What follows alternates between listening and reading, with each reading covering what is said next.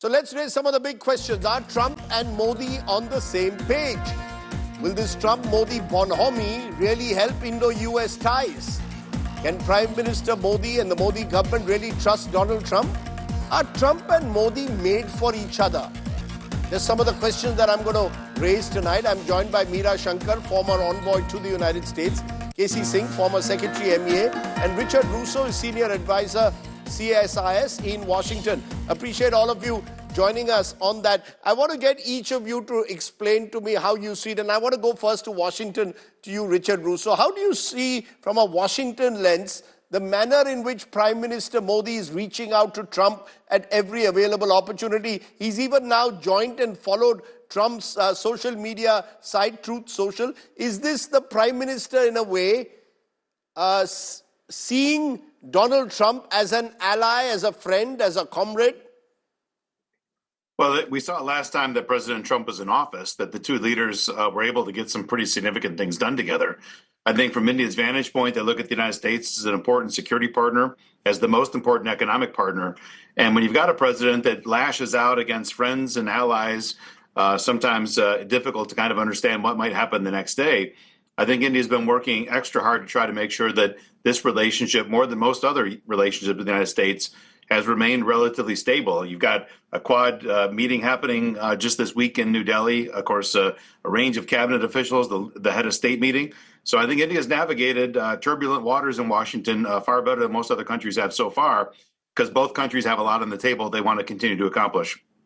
But is the secret to Donald Trump to flatter him? The Prime Minister in his podcast was full of admiration for Mr. Trump, called him a man of courage. Is that part of the way to reach out to Trump's mind or heart, is to constantly flatter him and speak about him in admiring and glowing terms? It never hurts. But at the same time, we saw in India's budget where they moved on customs duties in areas the United States cared about, where there's been talks about India increasing more U.S.-made defense equipment as something that might be tangible this year and in the coming 4 years. So flattery certainly is on the mix, but you've got real concrete things that both sides have put on the table that would hopefully break out new directions and unlock commercial opportunities and security opportunities. So it's a mix, flattery and concrete outcomes. So we'll see how many concrete outcomes they can develop as the year comes up. I'll come to those concrete outcomes in a moment, but Meera Shankar, let me for a moment focus on what is being called the chemistry between the two leaders. We saw the Prime Minister give a podcast, 3-hour podcast interview to someone who's seen to be part of the Elon Musk right-wing ecosystem, someone who's been who's constantly also praising Donald Trump, that's Mr. Friedman. Do you get a sense that this is personal chemistry works in diplomacy, that the Prime Minister constantly speaking about Mr. Trump in such glowing terms will actually work? Well, to some extent, it does help. It can't harm if the personal relationship is good. And there is an ideological affinity between the two, which was visible during Trump's first term.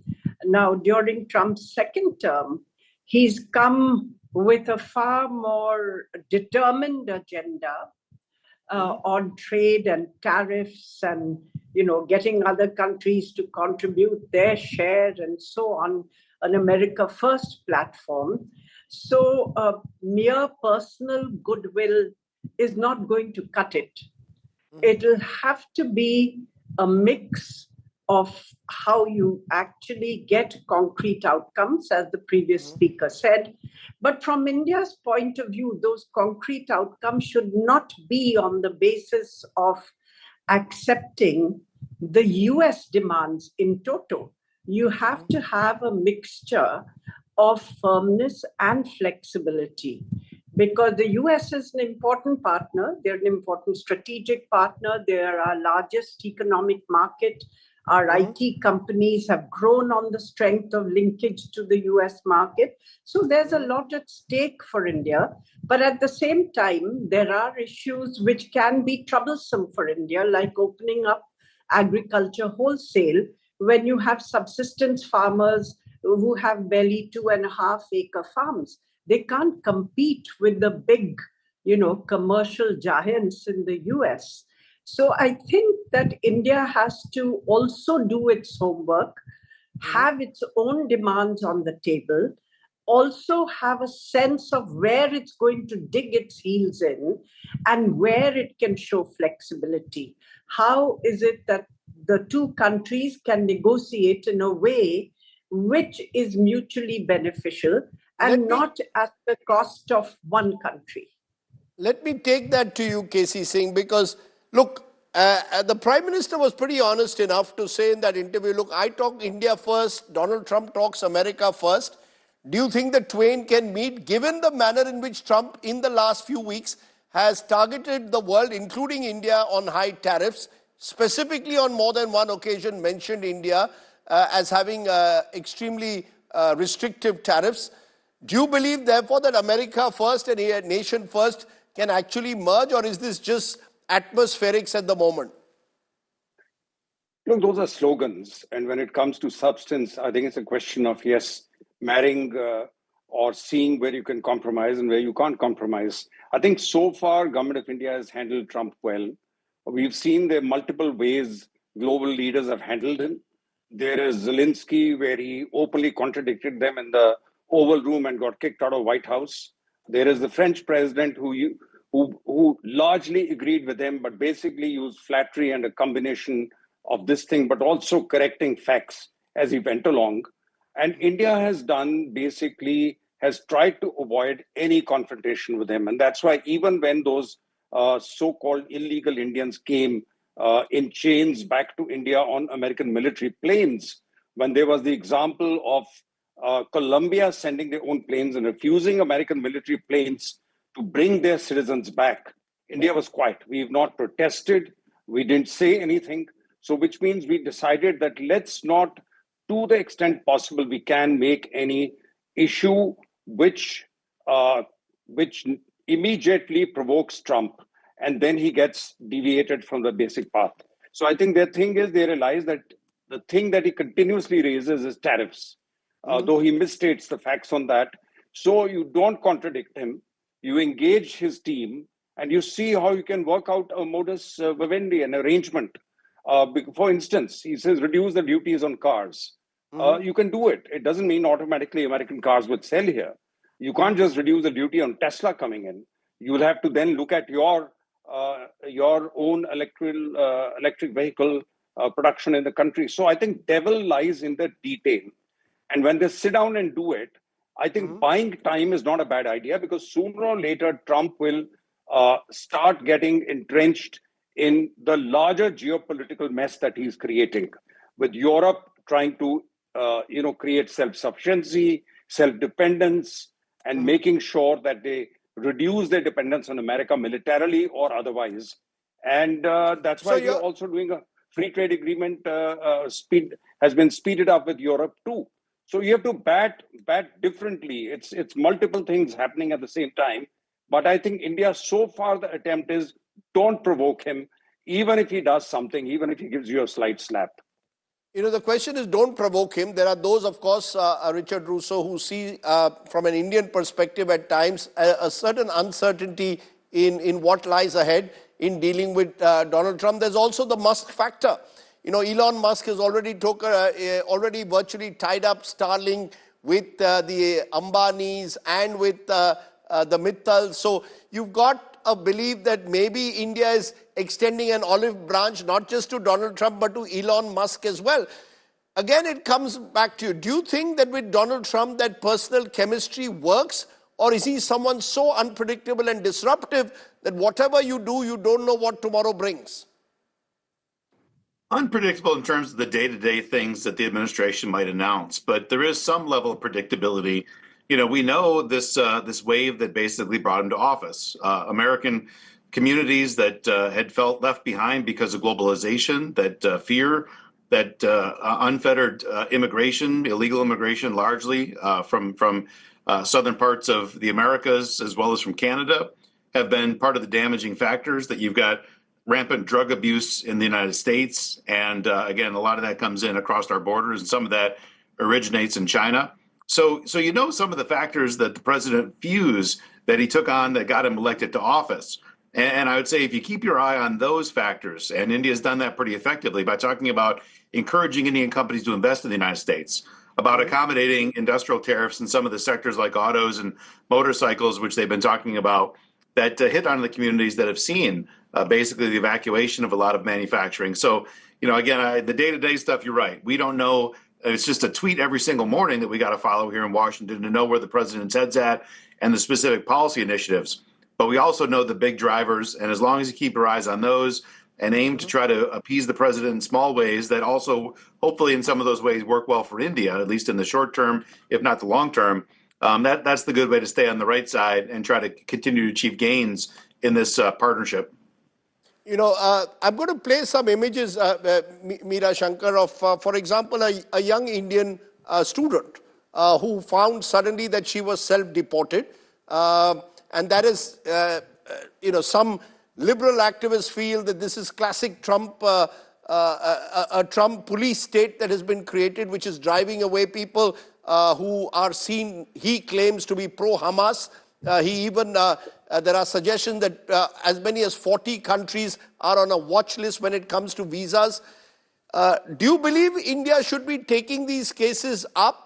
Whether it is the handcuffing of those who were brought back, illegal immigrants, whether it's the case of the young Indian student from Columbia University who found herself suddenly self-deporting, should India be taking up those cases or simply at the moment focusing on Mr. Trump as a transactional president and just do business with him, see specific outcomes without getting caught in any battles that may provoke him? Yeah, I would agree with that. I would feel that really you have to learn how to handle Mr. Trump because he's someone who has such a personalized way of policy making that the establishment in Washington is now entirely dependent on the priorities and decisions that Trump sets rather than feeding from the bottom up. It's a top-down system. So within that top-down system, it's very important that you learn how to handle Trump. And many of the other issues are not really India-specific, just as trade tariffs are not India-specific. It's part of his key priorities in terms of his support base in America, and how he thinks he can steer America again to greatness. This is his vision, that this is what he thinks it's going to take to make America great again. Now, it may or may not work, and many people also question whether this kind of chaos which the American system is actually going through right now because of the sackings of people, then the courts overruling many of those decisions and nobody knowing where the final decision rests because it may go all the way to the Supreme Court. So it introduces an element of uncertainty, not only for the US's partners, but also within US society itself. And what the outcome of all this is going to be in the at the end of President Trump's term, we don't really know. It's his vision of how he thinks he can steer America back to greatness, impose tariffs, get back manufacturing, reduce immigration, impose tariffs on partners who he thinks have been freeloading, which may not be the case, but these are his views. So you're saying, for example, when an Indian student gets self-deported, we don't raise our voice. When immigrants are seen with Indian immigrants, illegal immigrants come back home, chained, handcuffed, we don't raise our voice. You're saying, what happens then to the sort of moral standing that India was seen to have in diplomacy? Is that to be forgotten because you're dealing with a transactional president? Rajdeep, let me qualify that. If these issues are raised, they should be raised in private, in government dialogue, and not with a megaphone. With this government, this kind of public diplomacy, I think, would be counterproductive. That's a very important point you're saying. You're saying I'm sure public there are concerns on the illegal immigrants being sent in chains have been conveyed to the government of the US.